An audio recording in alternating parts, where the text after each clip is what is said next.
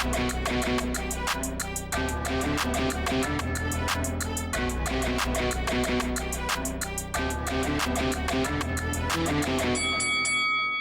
guys, welcome to Boxing Squared for boxing news and views from around the internet. Daniel Dubois will make his long-awaited return to the ring when he faces Bogdan Dinu in June for the WBA Interim Heavyweight title. Yes, you heard right. Daniel Dubois, who's coming off a loss to Joe Joyce, will be fighting immediately for a title, a trinket in the WBA in his first fight back. And this fight actually explains quite a few things with Bogdan Dinu too, because he had emerged into the rankings out of nowhere at the end of last year. And this explains why. So we'll get into that as well. But Dubois, so you can see here the promo poster, Frank Warren's Instagram account says the comeback is on. Heavyweight contender Dynamite Daniel Dubois will take on Bogdan Dinu for the WBA Interim Heavyweight title on June 5th, live on BT Sport.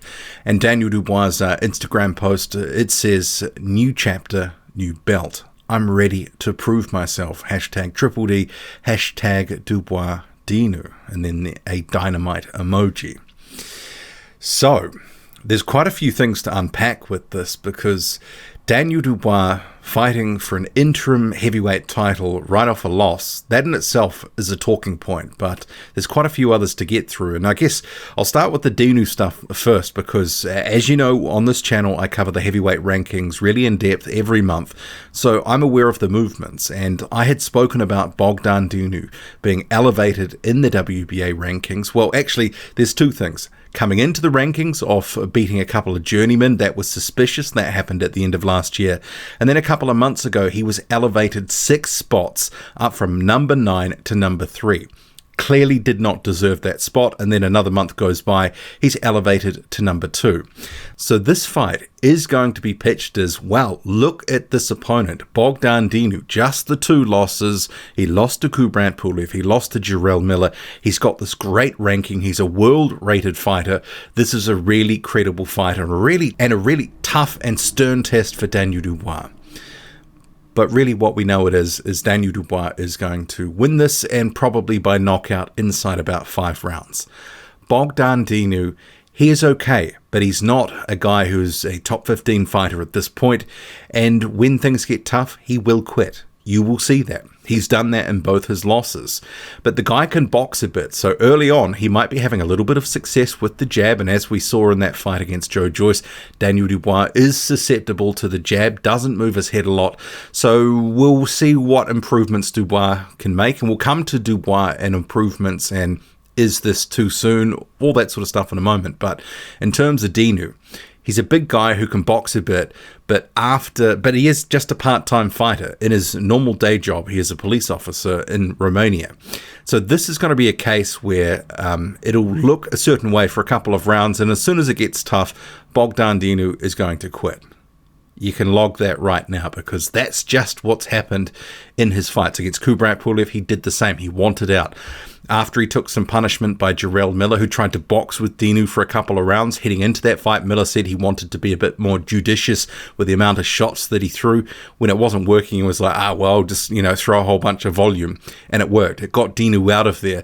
And it looked like some of the knockdowns in that fight deeply suspicious. Also same with the Kubrat Pulev one. He wanted out. He will want out in this. But you have to beg the question, why is the WBA interim title on the line? Who needs it? Why was it even sort of considered? Because they've just finally got rid of it recently. Trevor Bryan fought Stavern for the vacant WBA regular title, and yes, it's hard to keep up. This is confusing. It's the WBA multiple champions, etc. But Bryan had held the interim version for a couple of years. He hadn't been fighting.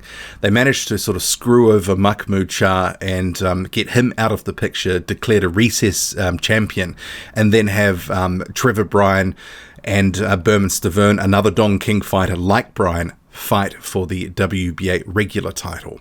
So the interim title was effectively vacated and probably shouldn't exist, because there's no reason for it to be on the line.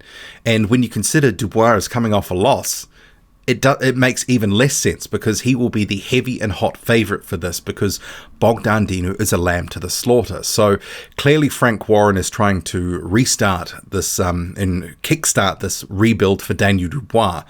You get that interim title, then potentially you can go after one of the other WBA champions such as Robert Helenius, he's the gold champion, or maybe even Trevor Bryan, who is seemingly there for the taking. And Bryan's already sort of dismissed someone like a Dillian White as, basically sort of saying, I'm the champ, all that sort of stuff. But, it is a bit of a dangerous game if they do decide to go the WBA route. This is Frank Warren and Daniel Dubois, because it's like this vortex that you just never really sort of escape and nothing really happens the way that you expect it to. And if you add on, you're going to deal with Don King, well, that is a recipe for disaster as well. So it's interesting they've decided to go this route, but maybe they think, okay, if we can do 12 to 18 months, collect a few of these other sort of titles once he gets this interim belt, then perhaps they can go for the super champion, which at this point is Anthony Joshua. So maybe they see that as the path to a title, because obviously he really doesn't have any path to a title at this point. So this is the rebuild strategy, go the WBA route, which could be a bit fraught and tricky, but it is what it is. But this fight, he will win this. Bogdan Dinu is just not that good. This is the sort of opponent that Daniel Dubois should have been facing on the way up. One of the guys, instead of some of these low-level fights that he was having against Kyotaru Fujimoto and also Ebenezer Tete, he needed more guys like Bogdan Dinu, guys who had good skills, good height, but ultimately you were going to beat them. He did have some of those tests, like a Razvan Kajanu, and Dinu for me sort of falls into that category. And just because the record is 20-2 doesn't mean that Dinu is actually any better than that record suggests. I actually think he's far worse. He's one of these guys that's a lower level gatekeeper in waiting. He is going to get beaten here and beaten handily. So I guess the question is, Daniel Dubois, first fight back, he's got a new trainer in Mark Tibbs. What are we going to see that's going to be a bit different? We knew something was coming because they'd been hinting at a new fight coming up, the return, all that sort of stuff. Daniel Dubois, through the media has been making noises. He wants to get back in there. He's a new man. He's got the energy. He really wants to, prove himself, yada, yada, yada. All the sort of stuff that you hear a returning fighter coming off a loss saying. So there's been an orchestrated campaign to get a bit of buzz going for Daniel Dubois. And now we have this announcement. So I'll be interested to see, is he going to sort of move that head a bit? Because clearly that was a massive issue against Joe Joyce. And Bogdan Dinu, in terms of the style matchup, he is a guy that will box and use the ring. He's probably a bit more fleet of foot than Joe Joyce, but the thing is, he doesn't have the power, he doesn't have the accuracy, and he doesn't have the heart. That's probably one of the most important things. He's got some key attributes that you want to sort of have Daniel Dubois sort of facing in his rebuild to sort of get over sort of some of that style matchup, which clearly has given him some issues. But ultimately, Dinu doesn't have enough. But, will we see something a bit different than from Daniel Dubois, who went away from his body punching in that fight against Joyce? The jab certainly wasn't as effective, but some of that also was because what was in front of him.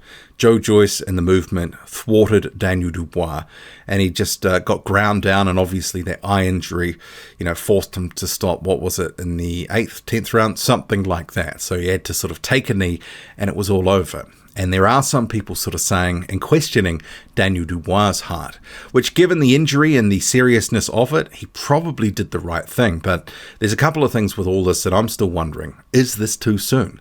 That fight was what? With Joyce 6 months ago? Pretty serious injury, multiple fractures in that orbital bone. Is this too soon? Is the sort of first couple of punches that Dinu lands, if he can sort of manage to find the target, is it going to be a problem? Because I'm sure that they've been protecting, that eye in sparring and, headgear, all sorts of stuff to make sure that he's going to be ready for this fight. Because he has been training, he has been in the gym, and apparently, from things I've been hearing, looking quite good. But, in the gym and sparring, that's one thing. Under the lights on fight night, you've got this guy who's maybe not the best style matchup for you, but you should beat. Some open questions about what's he going to look like. What are the improvements that him and Mark Tibbs have been working on? Something that we're going to see a bit different. Maybe it will take, a year or two for really some of that stuff to bed in. we have to consider all these factors. But I do think the change of trainer is a good thing, because some of the instruction in the corner from Martin Bowers on fight night, hey, this is the fight game, wasn't really helping Daniel Dubois and didn't really give him much direction in the end. I guess that's by the by now. But is there also any lingering effects for Dubois mentally? After that fight, certainly people were questioning, was his heart really in the fight game? Did he really want to sort of be operating at this level? Some people were questioning, is it his father that's really pushing him into this? Does he really have a love for the sport? Or is this more of a job that, he's pretty good at, but doesn't necessarily have a passion for? And it's really hard to know with him as well, because the personality, it's, he doesn't give much away with his, when he speaks, and, there's not a lot of emotion in his voice. It's hard to sort of read him sometimes. And is it just regurgitating what other people want to say? I don't know. We're certainly going to see in the next couple of years, as he comes back, what he's really going to look like and what the desire is. He says the desire is burning strong within him. And maybe it did reignite something, that loss against Joe Joyce. Maybe something that he needed, that could have been the thing that could be the making of Daniel Dubois. I don't know. There's lots of open questions with this comeback. But this opponent, Bogdan Dinu, very beatable. He will be beaten. He will be stopped. He will give up as soon as it starts to get tough and you go, wow, that sort of ended pretty quickly and softly. Guarantee it. Anyway, what do you make of it all? WBA interim title on the line for Daniel Dubois, coming off a loss. Drop a comment, loud and often. Hit like, hit subscribe. Follow me on Twitter, boxing_squared. I'm out.